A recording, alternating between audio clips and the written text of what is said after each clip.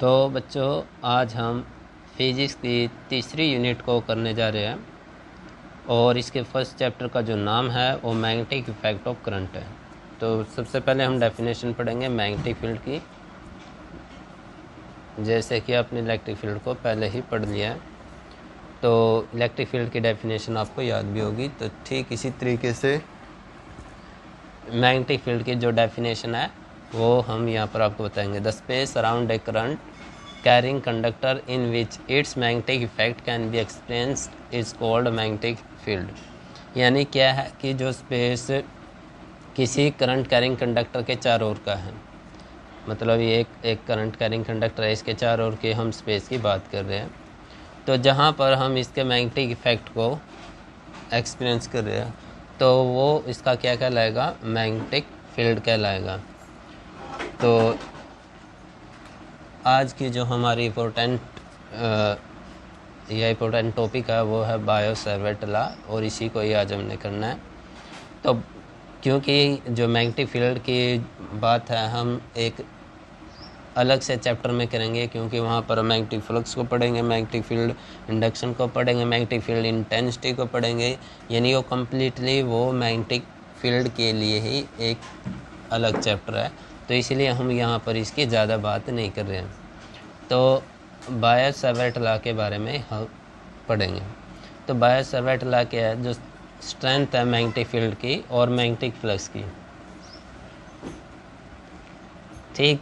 तो यानी magnetic field और मैग्नेटिक फ्लक्स की जो स्ट्रेंथ हमने ज्ञात करनी है किसी पॉइंट P पर। तो ये पॉइंट P है, यहाँ पर हम इसकी मैग्नेटिक फील्ड और मैग्नेटिक फ्लक्स डेंसिटी वो ज्ञात करेंगे, ठीक। किसके कारण, उसके मैग्नेटिक फील्ड यानी dB के कारण, due to a current element DL। तो यहाँ पर जो करंट एलिमेंट DL तो किस चीज़ पर निर्भर करेगी, वो उसकी जो स्ट्रेंथ है मैग्नेटिक फील्ड की वो किस चीज़ पर निर्भर करेगी।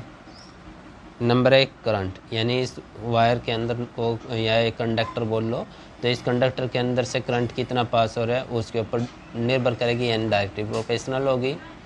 सेकंड, डायरेक्टली प्रोपोर्शनल होगी इसके DL, यानी जो हम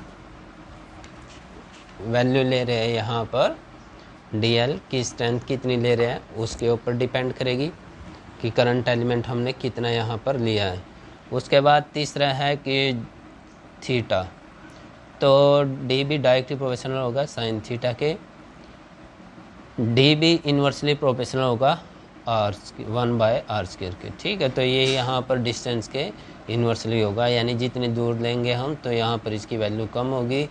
लेंथ है और जितनी ज़्यादा लेंगे तो उतनी ज़्यादा मैग्नेटिक फील्ड की वैल्यू होगी। करंट को हम जितना ज़्यादा लेंगे तो यहाँ पर इतनी ज़्यादा वैल्यू होगी। एंगल भी डायरेक्टली प्रोपोर्शनल है। अब हम इनको क्या कर लेते हैं, कॉम्बाइन कर लेते हैं। कॉम्बाइन करेंगे तो dB तो सेम है, तो directly proportional I sine DL, इन सब की क्या हो जाएगी, मल्टीपल। तो यहाँ से हमने मल्टीप्लाई किया I DL sine theta upon r², तो ये वैल्यू हमारी मिल गई। अब प्रोपोर्शनलिटी को हटाते हैं तो आपको पता है एक कांस्टेंट आता है, यहाँ पर कांस्टेंट कौन है, वो K। तो यहाँ पर कांस्टेंट है K, where K is the proportionality constant, और K की वैल्यू क्या है, μ0/4π, और μ0 को हम बोलेंगे परमिएबिलिटी ऑफ फ्री स्पेस।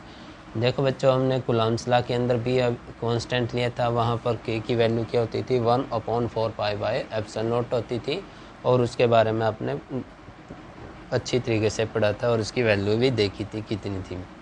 तो यहाँ पर भी इसकी वैल्यू होगी, तो इसको भी देखना है। तो ऐसा यूनिट में μ0 की वैल्यू कितनी होगी, 4π × 10⁻⁷ टेस्ला पर एम्पियर मीटर।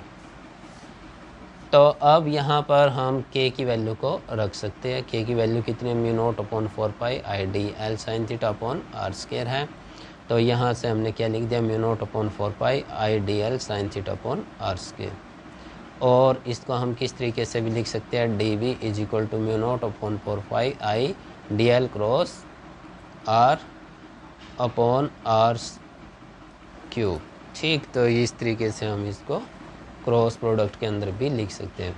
तो ये था हमारा बायो-सैवर्ट लॉ। बायो-सैवर्ट लॉ के अंदर हम क्या मेजर करना है, स्ट्रेंथ और मैग्नेटिक फील्ड मेजर करनी है किसी पॉइंट के ऊपर, जो हम एक करंट एलिमेंट के कारण मापेंगे। ठीक है, तो वहाँ पर आपकी जो मैग्नेटिक फील्ड की वैल्यू होगी वो डायरेक्टली प्रोपोर्शनल होगी आई के, वो डायरेक्टली प्रोपोर्शनल होगी डी एल के, डायरेक्टली प्रोपोर्शनल होगी थीटा के, और इन्वर्सली प्रोपोर्शनल किसकी होगी, जो डिस्टेंस का स्क्वायर है इनके। तो अब यहाँ पर हम इनको कंबाइन कर लेंगे। कंबाइन करने के बाद आपके पास एक्सपेरिजन आएगी और प्रोपोर्शनलिटी को हटाएंगे तो क्या आएगा, एक कांस्टेंट, और कांस्टेंट की यहाँ पर बात करें तो म्यू नॉट अपॉन 4 पाई है, और आपने जो कूलम्ब लॉ में पढ़ा था वो उसकी वैल्यू थी 1/4 पाई एप्सिलॉन नॉट। तो इनको भी आपने अच्छी तरीके से ध्यान रखना है कि यहाँ पर किसकी वैल्यू को हम ले रहे हैं। उसके बाद फिर यहाँ से म्यू नॉट की वैल्यू आपको याद रखनी है 4 पाई क्रॉस 10⁻⁻7 टेस्ला पर एम्पियर मीटर। ठीक है, तो इस तरीके से ये आपका टॉपिक कंप्लीट हो जाएगा, और आपने मैग्नेटिक फील्ड की जो डेफिनेशन है वो भी आपने याद कर लेनी है। तो आज के लिए इतना ही, थैंक यू।